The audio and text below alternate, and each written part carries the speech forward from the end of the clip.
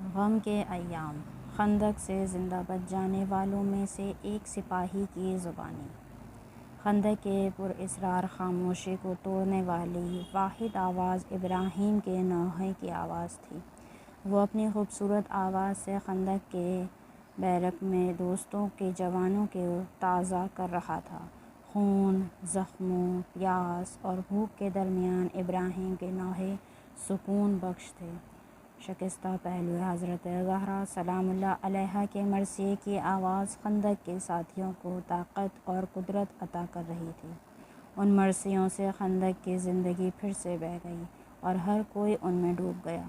ابراہیم اذان کے وقت جن دوستوں کے جسموں میں ابھی تھوڑی طاقت باقی تھی وہ خندق کی دیوار تک پہنچ جاتے تھے اور اٹھ کر دیوار کی مدد سے نماز پڑھتے تھے، لیکن زخمی جوانان ملکوتی حالات میں اپنے آپ کو تکلیف کے باوجود قبلہ رخ کرواتے اور اپنے خون آلودہ ماتھے کو عشق و بندگی کی خاطر خندق کی مٹی پر رکھتے اور نماز ادا کرتے۔ بے شک اللہ نے ایسے انسانوں کی خلقت پر فخر کیا ہوگا۔ نماز کے بعد خندق میں شہید سید جعفر طاہری قرآن کی تلاوت کرتے تھے اور قرآن کی تفسیر بھی کرتے تھے۔ جب جوانان سید جعفر کی قرآن کی خوبصورت تلاوت کو سنتے تو ان کے دلوں میں پھر سے جذبہ بڑھ جاتا اور ان کا ایمان اور بھی زیادہ مضبوط ہو جاتا۔ کچھ جوانان کے جن کے پاس پاکٹ قرآن تھا وہ سید جعفر کے ساتھ تلاوت کرتے اور آہستہ آہستہ آنسو بہاتے۔ کچھ جوانوں کو پینسل اور قلم مل گئی تھی، وہ اس قلم یا پینسل کی مدد سے جو کچھ واقعہ ان کے ساتھ پیش آیا تھا وہ لکھتے اور کچھ ان سے اپنا وصیت نامہ لکھتے تھے۔ ہر کوئی خندق میں کسی نہ کسی کونے میں بیٹھ کر مختلف دعائیں پڑھتا اور گریہ کرتا۔ کچھ جوانان دعائے توسل پڑھتے تو کچھ جوانان زیارت عاشوراء کی تلاوت کرتے۔ کچھ جوانان نوحہ پڑھتے اور ساتھ ساتھ میں آنسو بھی بہاتے۔ ہمارے ساتھ خندق میں سودان ملک کا ایک قیدی بھی تھا۔ جب اس نے جوانوں کو قرآن پڑھتے دیکھا تو اس نے حیرت سے پوچھا، کیا تم سب بھی قرآن پڑھتے ہو؟ ہمیں بتایا گیا تھا کہ آتش پرستوں کے خلاف جنگ کرنے جانا ہے۔ جب اس قیدی کو یقین ہو گیا کہ سارے جوان مسلمان ہیں تو اس نے جوانوں سے اصرار کیا کہ اسے وہاں سے باہر لے جائیں۔ وہ کہہ رہا تھا، میں نے بہت بڑی غلطی کی ہے۔ جوانوں نے اپنی نیزوں اور حتیٰ اپنے ہاتھوں سے خندق کی دیوار کو کھودی اور اوپر چڑھنے کے لیے سیڑھیاں بنائیں۔ اپنی طاقت دکھانے اور دشمنوں کو خندق کے قریب آنے سے روکنے کے لیے جوانان بعض اوقات تیزی سے چڑھ کر جاتے اور دشمنوں پر فائرنگ کرتے۔ دشمن کے کمانڈرز بڑے اور لمبے قد کے تھے، اس طرح کہ ہر دیکھنے والا ان کو دیکھ کر گھبرا جائے۔ جب بھی وہ کمانڈرز ایرانی سپاہیوں کی طرف پیش قدمی کرنا چاہتے تو دشمن خندق کی طرف لگاتار گولیاں برساتا تاکہ ان کے کمانڈرز اس فرصت میں آسانی کے ساتھ خندق سے نزدیک ہو سکیں۔ دشمنوں کے فائرنگ کی شدت کی وجہ سے جوانوں کو خندق سے واپس حملہ کرنے میں بہت مشکل ہو رہی تھی، لیکن پھر بھی ہمارے پاس ایسے جوان موجود تھے جو ان کمانڈرز کا مقابلہ کرنے کے لیے تیار تھے۔ وہ ان کمانڈرز کے حملے سے پہلے رضاکارانہ طور پر خندق سے باہر نکلتے اور دشمن کی طرف تقریباً 60 میٹر آگے بڑھ جاتے، پھر وہ شہداء کے مقدس جنازوں کے پاس چھپ کر کمانڈرز کے آنے کا انتظار کرتے۔ اس کے بعد موقع ملتے ہی ان کرائے کے فوجیوں پر فائرنگ کرتے یا دستی بم یعنی گرینیڈ پھینکتے۔ اس طرح سے وہ ان کا ایک ایک کر کے شکار کرتے یا انہیں پیچھے ہٹنے پر مجبور کرتے، یہاں تک کہ اس طرح سے انہوں نے 2 کمانڈرز کو پکڑ بھی لیا اور انہیں خندق میں لے آئے۔ ہمارے جوانوں نے اس طرح سے خندق کی دفاع کی اور دشمن کے بھاری گشت کو پسپا کر دیا۔ بلا شبہ یہ صرف اسلامی جنگجوؤں کے ایمان کی ہمت تھی کہ جس نے انہیں ایک تربیت یافتہ اور ہتھیار سے مسلح کمانڈرز بٹالین کو پیچھے ہٹنے پر مجبور کر دیا۔ تاہم دشمنوں کی گشت نے شہداء اور زخمیوں کی تعداد میں اضافہ کر دیا تھا۔ امدادی سامان کی کمی کی وجہ سے زخمیوں کا علاج کرنا بہت ہی مشکل اور غیر مؤثر ہو گیا تھا۔ جوانوں نے زخموں کو بند کرنے کے اپنے چوفیہ کا استعمال کیا، یہاں تک کہ رومال کی کمی کی وجہ سے انہوں نے ان رومالوں کا بھی استعمال کرنا پڑا جو شہداء کے جنازوں کے اوپر بچھائے گئے تھے۔ کبھی کبھار نوجوان سپاہی کو ایک ایسی زخمی کے ہاتھ کو باندھنے کی ذمہ داری مل جاتی تھی کہ جس کا ہاتھ اس کے زخمی جسم سے صرف جلد کے ایک ٹکڑے کے ساتھ جڑا ہوا ہے۔ سارے زخمی پیاس کی شدت کی وجہ سے سخت تکلیف میں تھے اور پانی مانگ رہے تھے۔ خندق میں دشمن مسلسل گولہ بارود برسائے جا رہا تھا۔ جب خندق پر تھوڑی سی گولہ بارود میں کمی آ گئی تو ابراہیم نے کچھ جوانوں کو خندق کے دونوں طرف بھیجا تاکہ وہ دوسرے جوانوں کو بلا کر جمع کریں۔ جلد ہی سارے جوان خندق میں ابراہیم کے گرد جمع ہو گئے۔ اب صحت مند جوانوں کی تعداد بہت کم رہ گئی تھی۔ ابراہیم نے کہا، اب خندق میں میں زیادہ دیر تک رہنا ممکن نہیں ہے، ہمیں آج رات ہی جڑواں پہاڑیوں کی طرف پیچھے ہٹنا ہوگا۔ پھر ابراہیم نے اپنی بات کو جاری رکھتے ہوئے کہا، چونکہ خندق محاصرے میں ہے اور ہمارے درمیان بھی بہت سارے مشکلات موجود ہیں، لہٰذا ایک قدیمی تجربہ کار سپاہی کو دوسرے دو نئے سپاہیوں کے ساتھ ایک گروپ کی شکل میں خندق سے کچھ فاصلے کر کے باہر نکلنا ہوگا اور پھر سینے کے بل چل کر جڑواں پہاڑیوں کی طرف عقب نشینی کرنی ہوگی۔ 3 نفری گروپ بنانے کے بعد ابراہیم نے جوانوں کو کہا کہ اندھیرا ہونے تک وہ اپنے سابقہ مقابلے پر تعینات رہیں اور خندق اور زخمیوں کا خیال رکھیں۔ اس دن خندق کے اندر تقریباً 70 نفر زخمی جوان موجود تھے جن کی حالت بہت بری ہو گئی تھی اور ان کے زخموں کی وجہ سے وہ سب واپس بھی نہیں لوٹ سکتے تھے۔ جب سارے سپاہی منتشر ہو رہے تھے تو اس وقت ایک کم سن نوجوان نے ابراہیم سے ایک عجیب سوال پوچھا۔ اس نے کہا، کیا سارے زخمی بھی ہمارے ساتھ واپس جائیں گے؟ اگر ہم انہیں واپس نہیں لے جا سکتے تو ان کا کیا ہوگا؟ سب نے لاجواب ہو کر ایک دوسرے کو دیکھا۔ اس سوال کا کوئی بھی جواب نہیں تھا۔ ابراہیم نے اس نوجوان سے کہا، تم زخمیوں کی فکر مت کرو، میں خود ان کے ساتھ یہیں رہوں گا۔ ان نوجوانوں نے ایک خاص ثابت قدمی کے ساتھ کہا، تو پھر میں بھی یہاں رہوں گا اور اپنے خون کے آخری قطرے تک زخمیوں کی دیکھ بھال کروں گا۔ دوسروں کے لیے یہ ایک مشکل فیصلہ تھا۔ 4 دن کی پیاس، بھوک، تھکاوٹ اور محاصرے نے سب کو تھکا دیا تھا۔ ایک دوسرے سپاہی نے بھی خندق کے ایک کونے سے آواز دی اور کہا، میں بھی یہاں ٹھہروں گا۔ اس کے بعد تمام سپاہیوں نے ہم صدا ہو کر کہا، ہم بھی ٹھہریں گے۔ ابراہیم سارے جوانوں کے اس فیصلے کو سن کر خوشحال ہو گیا اور اس نے کہا، ہم مردانہ انداز میں یہاں ٹھہریں گے اور مقاومت کریں گے۔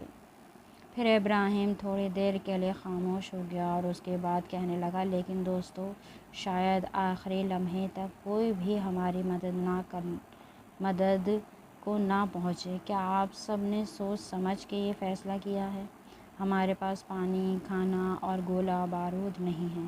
شہادت ہم سے ایک ہی قدم دور ہے۔ کیا آپ سب تیار ہیں؟ ایسا لگ رہا تھا کہ گویا سپاہیوں کے اندر دوبارہ جان پھونک دی گئی ہو۔ قربانی اور مردانگی نے خندق کو محبت اور علم سے بھر دیا۔ سب نے ارادہ کر لیا تھا کہ وہ اپنے وعدے پر آخر تک قائم رہے گا۔ یہاں تک کہ خندق میں وہ لوگ جو کم زخمی ہوئے تھے وہ بھی پیچھے ہٹنا نہیں چاہتے تھے۔ وہ ان جوانوں کو جو بری طرح سے زخمی ہوئے تھے انہیں تنہا چھوڑنا نہیں چاہتے تھے اور وہ کہتے تھے، ہمارے عقیدے میں بے وفائی کی کوئی بھی جگہ نہیں ہے، ہم یہیں رہیں گے اور جب تک زخمیوں کو واپس پیچھے لے جانے کا کوئی بندوبست نہیں ہو جاتا تب تک ہم یہاں سے نہیں ہٹیں گے۔ پانی خندق سے زندہ بچ جانے والوں میں سے ایک سپاہی کی زبانی۔ سپاہیوں کے درمیان ایک عجیب سا ماحول پیدا ہو گیا تھا۔ ابراہیم نے جوانوں سے کہا، اب جب کہ آپ سب رہنا چاہتے ہیں، لہٰذا پانی، گولہ بارود اور خندق میں کھانے لائق جو بھی چیز موجود ہے اسے ایک جگہ جمع کریں۔ چند ہی منٹوں کے اندر پانی کی تمام بوتلیں ابراہیم کے سامنے نیچے رکھ دی گئیں۔ البتہ یہ پانی بہت سختی کے ساتھ حاصل ہوا تھا۔ کچھ جوانوں نے خندق میں پچھلی رات کی بارش کے پانی کو بڑی مشکل سے بوتلوں میں جمع کیا تھا، مگر یہ پانی کھارا اور کڑوا تھا۔ ایک دن پہلے ایک جوان نے انہیں گڑھوں سے آدھی بوتل پانی جمع کیا تھا۔ پھر اسے بعد میں معلوم ہوا کہ دشمنوں کی 2 لاشیں اسی پانی میں گر چکی ہیں۔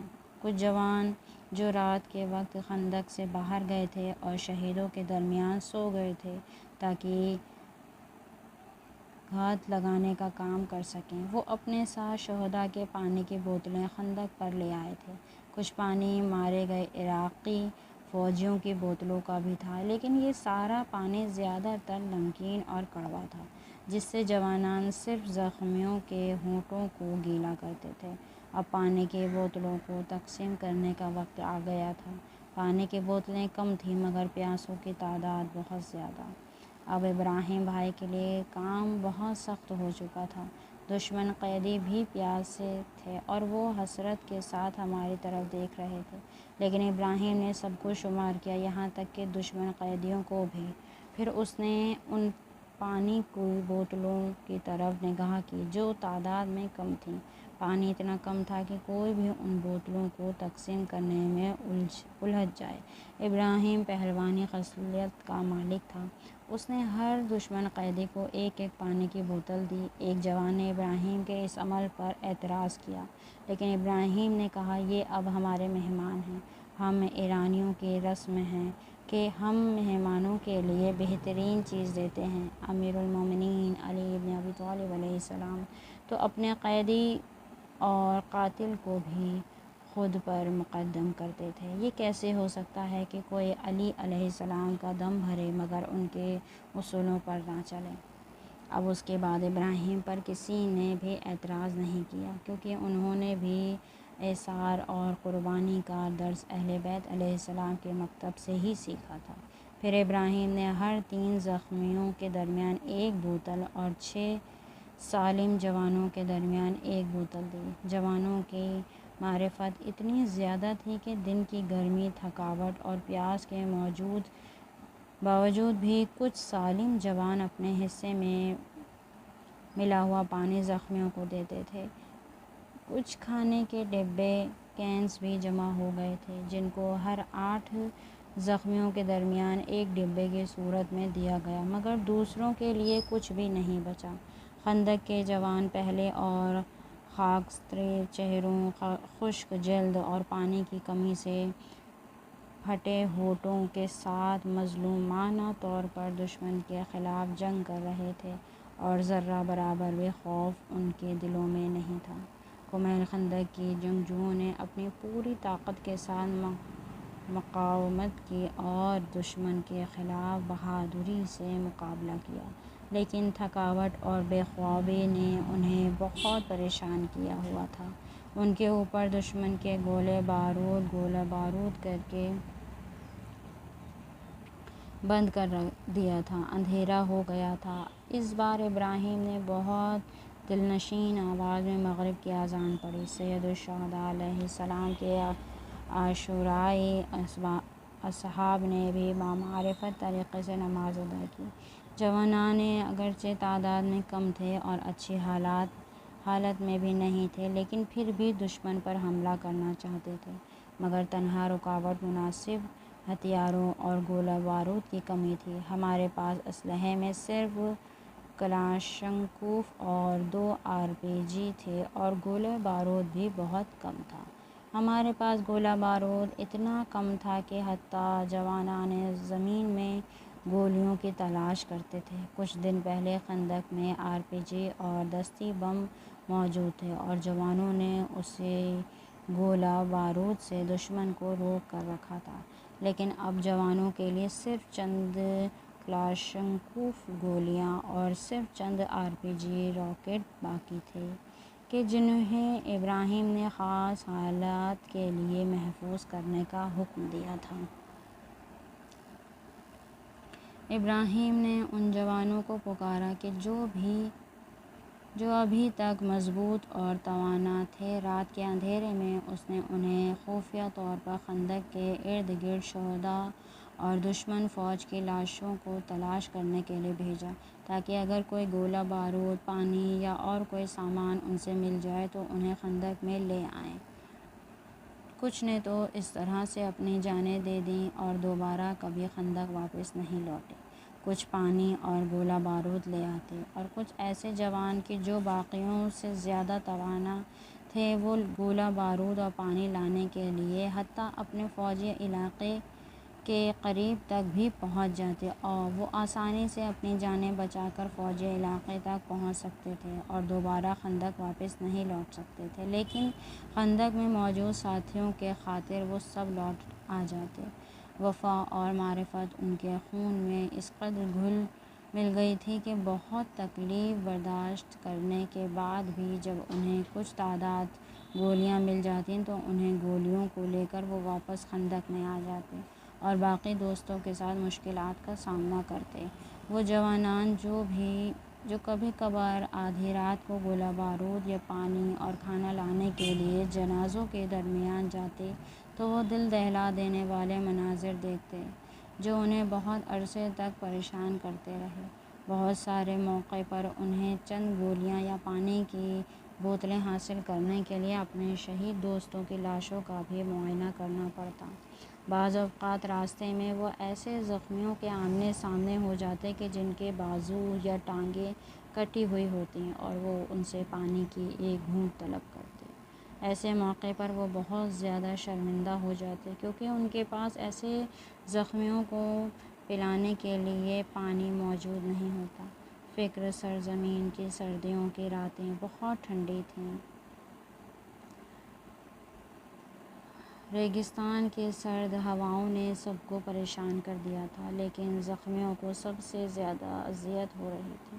سارے سپاہی زخمیوں کو سردی سے بچانے کی پوری کوشش کر رہے تھے۔ ان میں سے کچھ جوانوں نے زخمیوں کو اپنے کپڑے پہنوائے۔ اتنی زیادہ سردی تھی کہ ایک جوان کے مشورے پر خندق میں قبریں کھودی گئیں اور زخمیوں کو ان قبروں کے اندر لٹایا گیا اور ان کی گردنوں تک مٹی ڈالی گئی تاکہ وہ گرم رہیں۔ زخمی اب گڑھوں میں تھے، ان کے جسموں سے بہت سارا خون بہہ جانے کی وجہ سے اب ان کے اندر سے حس ختم ہو گئی تھی اور وہ سب بے حال ہو گئے تھے۔ موسم سرما کی سردیوں سے بچنے کا یہی ایک واحد راستہ لگ رہا تھا۔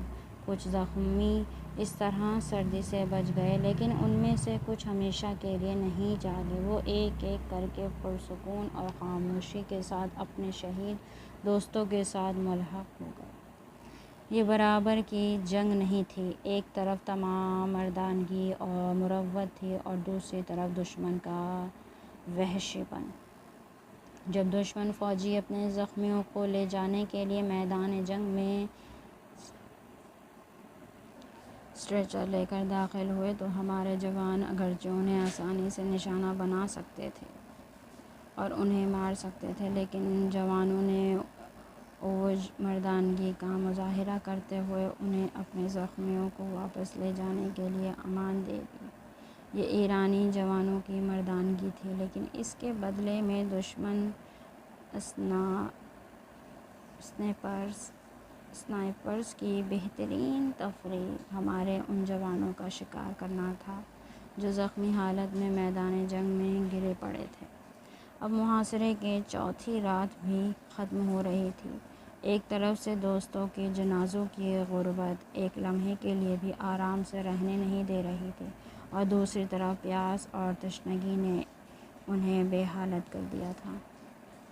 فقہ کا صحرا ان تمام راتوں کے حادثات کو تفصیلات کے ساتھ اپنے اندر لکھتے جا رہا تھا۔ میں بھی خندق کے ایک کونے میں زخمیوں کے ساتھ بیٹھا ہوا تھا۔ مجھے کبھی نیند آ جاتی تھی اور کبھی جاگ کر رہتا تھا۔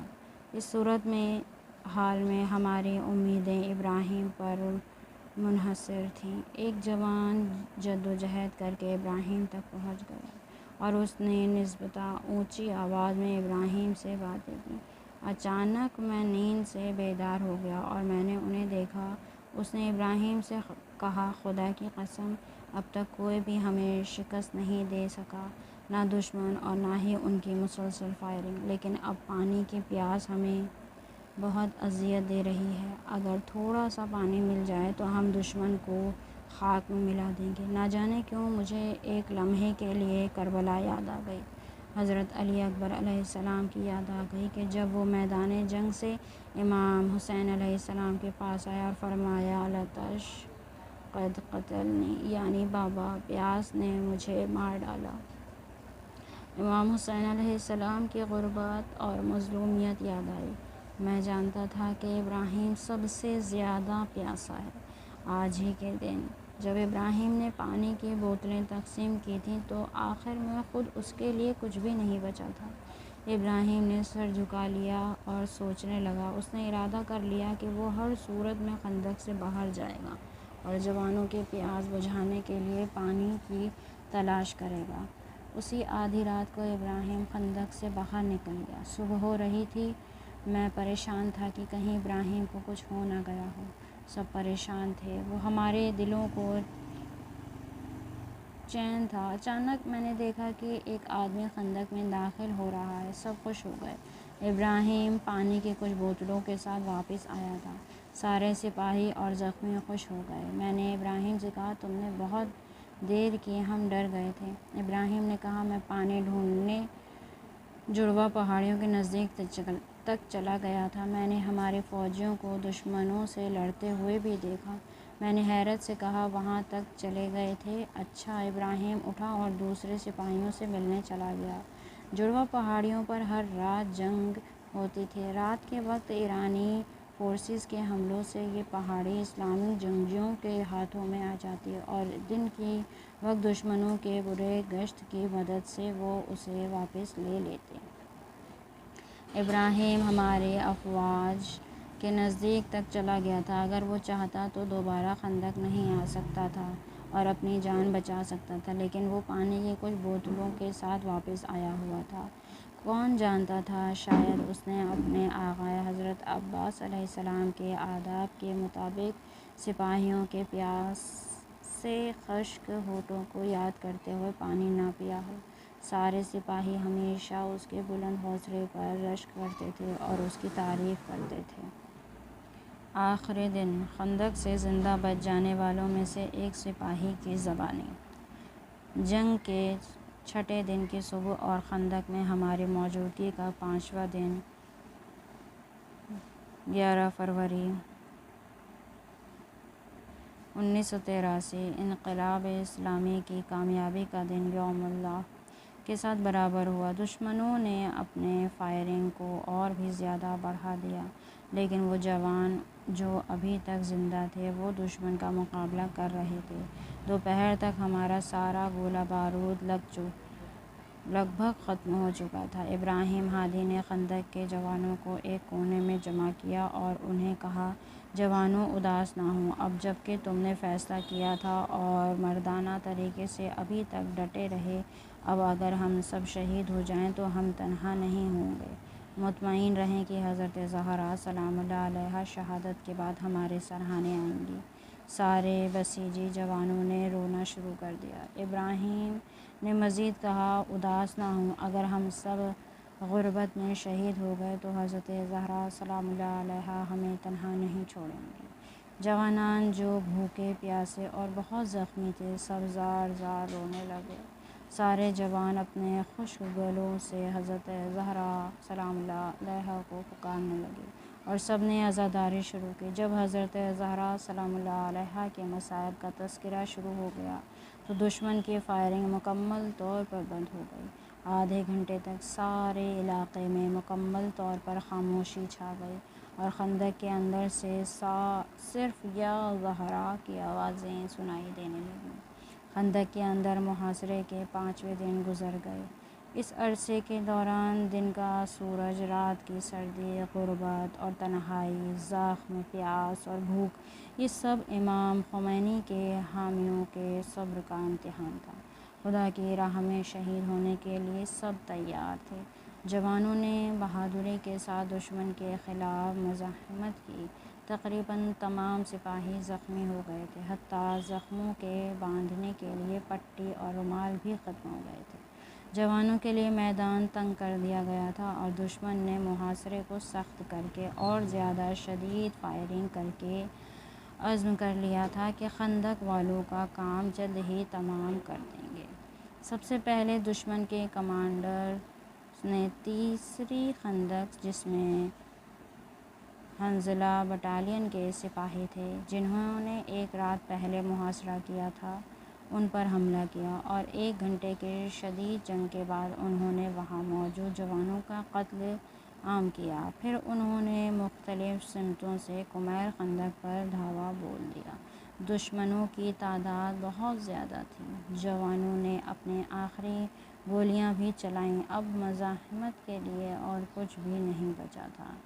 دشمن کا ایک کمانڈر وہ خندق کے سامنے پہنچنے میں کامیاب ہو گیا۔ اس نے خندق کے اندر غیر مسلح سپاہیوں پر RPG راکٹ کے ذریعے فائرنگ کیا۔ RPG راکٹ کا گولہ سید جعفر طاہری کے قریب پھٹ گیا۔ ایک مرتبہ سید جعفر کا سر اور ہاتھ اس کے جسم سے کٹ گئے اور چند میٹر دور گر گئے۔ ابھی کچھ دن پہلے کی بات تھی کہ اس نے اپنے حصے کا پانی ایک دشمن قیدی کو دیا تھا۔ اب پیاس سے خشک ہونٹوں کے ساتھ اس نے خاک اور خون کے درمیان اپنی جان دے دی۔ مجھے یاد آیا کہ سید جعفر اسی دن طلوع آفتاب سے پہلے 6 جوانوں کے ساتھ خندق سے باہر گئے تھے۔ وہ سب شہیدوں کے درمیان سوئے تھے اور دشمن کمانڈر کے آنے کا انتظار کر رہے تھے۔ کمانڈر کے آنے کے ساتھ ہی سخت جنگ چھڑ گئی۔ وہاں ہمارے 3 جنگجو شہید ہو گئے تھے اور سید جعفر محمد شریف خندق کے دوسرے بہادر جوانوں میں سے ایک تھا۔ وہ بہادری سے لڑ رہا تھا۔ اسی دوران وہ شدید زخمی ہو گیا۔ اس نے اپنی شہادت کے موقع پر اپنے دوست سے کہا، میری والدہ سے کہو کہ وہ حضرت شاہ عبدالعظیم کے حرم میں جائیں اور میرے لیے دعا کریں۔ پھر اس نے اپنا ہاتھ اٹھایا اور کانپتی مگر ایک خاص عرفانی حالت میں کہا، یا امام مہدی، میرا ہاتھ پکڑیں۔ سارے جوانوں نے دیکھا کہ شہادت کے موقع پر اس کا معصومانہ چہرہ خوشی سے کھل پڑا تھا۔ اس طرح اس کی شہادت ہو گئی۔ اب دشمن کے ساری افواج کا رخ ہماری طرف ہو گیا تھا۔ ہر لمحے ہم دشمن قوتوں کی موجودگی کا انتظار کر رہے تھے۔ ایک بار ہمیں یہ خبر ملی کہ دشمن آخری سرے سے خندق میں داخل ہوئے ہیں۔ ابراہیم ہادی خندق کے آخری سرے کی طرف دوڑا۔ ایک بار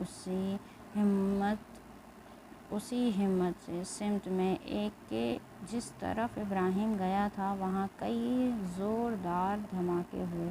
کچھ لمحے بعد اسی سمت سے ایک جوان خندق کے سرے سے ہماری طرف دوڑا اور چلاتے ہوئے کہنے لگا، ابراہیم بھی شہید ہو گیا ہے۔ میرے چہرے سے رنگ اڑ گیا۔ میں نے اپنی امید کھو دی۔ خندق میں جوانوں کی مزاحمت کے آخری لمحات تھے۔ ایک جوان عقبہ علاقے میں موجود کمانڈروں سے وائرلیس کے ذریعے بات چیت کرنے میں کامیاب ہو گیا۔ اس نے کہا، امام خمینی کو ہمارا سلام پہنچائیں۔ امام خمینی کو بتائیں کہ جس طرح انہوں نے کہا تھا اسی کے مطابق ہم نے امام حسین علیہ السلام کی طرح دشمن کے خلاف مزاحمت کی ہے اور آخری لمحے تک ہم نے جنگ لڑی۔ اچانک ہم نے خندق کے اوپر کئی عراقیوں کو ہتھیاروں سے لیس دیکھا۔ سینکڑوں بندوقوں کا نشانہ ہماری طرف تھا۔ خندق کے سیڑھیوں سے ایک عراقی افسر اپنے ایک سپاہی کے ساتھ خندق میں داخل ہوا۔ ہم سب زخمی حالت میں زمین پر پڑے ہوئے تھے۔ اس افسر نے ہماری طرف دیکھا۔ وہ سب آئے ہوئے تھے تاکہ ان چند دنوں کا بدلہ ان غیر مسلح اور زخمی پیاس سپاہیوں سے لے سکیں۔ ان افسر نے اپنا ہتھیار اٹھایا، اس کی نظر جس پر بھی پڑتی وہ اسے گولی مار دیتا۔ کچھ لمحے بعد وہ افسر خندق سے باہر نکل گیا اور اس نے خندق کے اوپر موجود اپنے سپاہیوں کو گولی مارنے کا حکم دیا۔ انہوں نے خندق پر وحشیانہ طور پر حملہ کیا اور امام خمینی کے بے باک فرزندوں کو شہید کر دیا۔ جمعہ 11 فروری 1983 کے دوپہر کے قریب تک عراقیوں نے خندق کا مکمل خاتمہ کر دیا۔ انہوں نے خندق میں موجود ہر حرکت پر گولی مار دی اور جب ان کو اطمینان ہو گیا کہ خندق میں اب کوئی بھی زندہ نہیں بچا تو وہ سب وہاں سے چلے گئے۔ اب خندق ایک قتل گاہ بن چکی تھی جس میں شہداء کے جنازوں کے ٹکڑے بکھرے ہوئے تھے، ہر جگہ خون میں ڈوب گئی تھی۔ خندق میں مکمل خاموشی تھی، صرف آندھی چلنے کی آواز آ رہی تھی۔ عراقیوں کو جا کر 1 گھنٹہ گزر چکا تھا۔ میں خون میں لت پت شہداء کے جنازوں کے پاس گرا پڑا تھا۔ شاید اسی وجہ سے انہوں نے مجھ پر گولی نہیں چلائی۔ میں نے اپنی آنکھیں کھول دیں، سورج کی روشنی سیدھی میری آنکھوں میں پڑ رہی تھی۔ میں بڑی مشکل سے بیٹھ پایا، میرا جسم زخمی اور تھکا ہوا تھا۔ پھر میں سختی کے ساتھ کھڑا ہو گیا۔ مجھے اپنے ارد گرد کوئی بھی حرکت نظر نہیں آئی، ہر طرف مکمل خاموشی تھی۔ میں تھوڑا سا اپنی اطراف میں چلا، میں نے زخمی سپاہیوں میں سے ایک کو ہلتے ہوئے دیکھا، پھر اسی طرف ایک دوسرا زخمی بھی کھڑا ہو گیا۔ دشمنوں کی تمام وحشیانہ کارروائیوں کے باوجود بھی اللہ کے لطف سے بہت سے سپاہی بچ گئے تھے۔ ہم سب اندھیرا ہونے تک انتظار کرتے رہے۔ اب بچ جانے والوں کی تعداد تقریباً 10 تھی۔ ہم سب نے ارادہ کر لیا تھا کہ ہر حال میں جس طرح ابراہیم نے کہا تھا اسی کے مطابق پیچھے واپس جائیں گے۔ اندھیرا ہوتے ہی بٹالین کے پاس کچھ جوان بھی ہمارے ساتھ ملحق ہو گئے۔ ان کی مدد سے ہم کچھ شدید زخمیوں کو بھی اپنے ساتھ پیچھے لے گیا۔ یہ آخری لمحات تھے۔ میں نے سب کو اس سیڑھی کے راستے خندق سے باہر نکالا، پھر میں واپس آ گیا اور خندق کو دیکھنے لگا۔ شہداء کی لاشوں کے ٹکڑے خندق میں بکھرے پڑے تھے۔ میں واقعاً نہیں جانتا کہ ان 5 دنوں کو کیسے بیان کروں۔ مجھے بھی جانا چاہیے تھا، لیکن میں کیوں ٹھہر گیا؟ مجھے اپنے اندر یہ خوبی نظر نہیں آتی تھی۔ خدا نے چاہا کہ میں چند دنوں کے لیے ان شہداء کا مہمان بنوں تاکہ ان سے ایثار اور قربانی کا سبق سیکھوں۔ میں نے آخری بار کمیل خندق پر نظر ڈالی۔ میں نے شہداء سے وعدہ کیا کہ واپس آؤں گا۔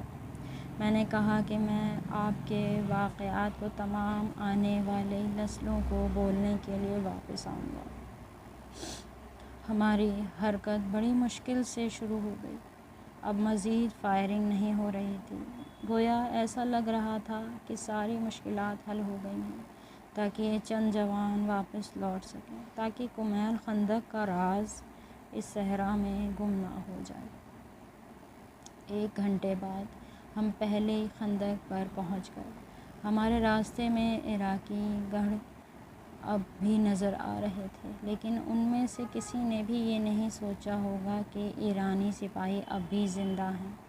اندھیرا ہوتے ہی ہم نے اپنی حرکت کو جاری رکھا۔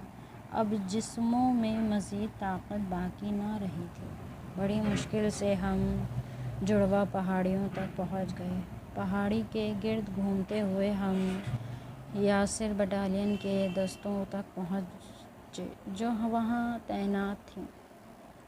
جیسے ہی انہوں نے ہمارا چہرہ دیکھا وہ آگے آئے اور کہنے لگے، تم کون ہو؟ تم کہاں تھے؟ ہم نے کہا، ہم کمیل بٹالین سے ہیں۔ جیسے ہی میں اپنے افواج کے پاس پہنچا تو میں گر گیا اور بے ہوش ہو گیا۔ باقی جوانوں کا حال بھی میری طرح ہو گیا تھا۔ انہوں نے فوراً ہمارے لیے اسٹریچر لایا اور اگلے دن مجھے لشکر کے میڈیکل سینٹر میں ہوش آیا۔ ہر کوئی آتا اور ہم سے سوال کرتا کہ آپ کہاں تھے، کیا کر رہے تھے، دوسرے کہاں ہیں، وغیرہ۔ ہاں، ہمیں رہنا تھا تاکہ آنے والی نسلیں جان سکیں کہ ابراہیم، ہادی اور باقی سپاہیوں نے اس محاصرے میں کس طرح کا ہماسہ خلق کیا تھا۔